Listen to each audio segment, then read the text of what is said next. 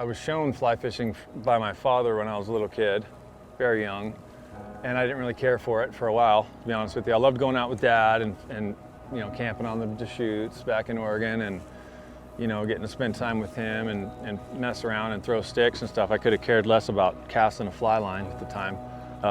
When I was in my early teens, I started to realize that I could catch fish on these flies that I would make, and that was like just the coolest thing.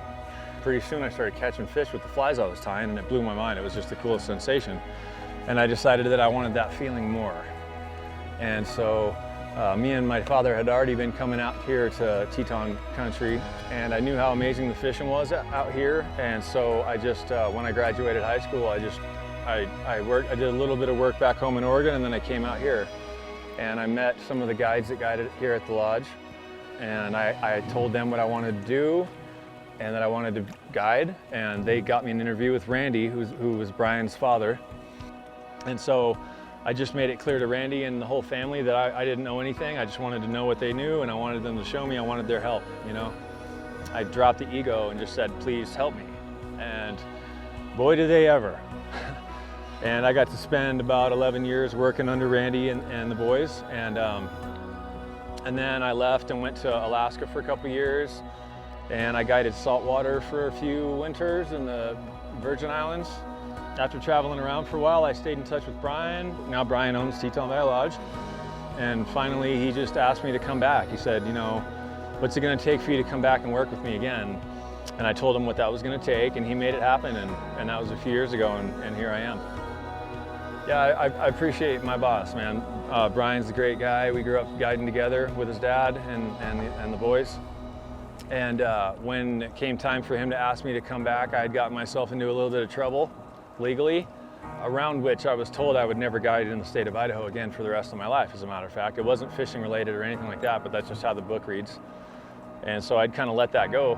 And but then he asked me to come back, and I told him what was going on and that I was going to need his help if he wanted me to come back. And he didn't hesitate for a second. He just said, just tell me what to do. I'll do whatever you need. Just tell me what you need, And so he helped me get a lot of paperwork together and write letters to the guide board and all this different paperwork and certificates and whatever it took. As far as he was concerned, he wanted me back, and he was willing to do whatever it took. And once that was done, it was a simple matter of talking to the guide board some more, giving them all this information, waiting for a meeting with them, which I got. And that went amazingly well. They said, the guide board basically told me they were proud of me.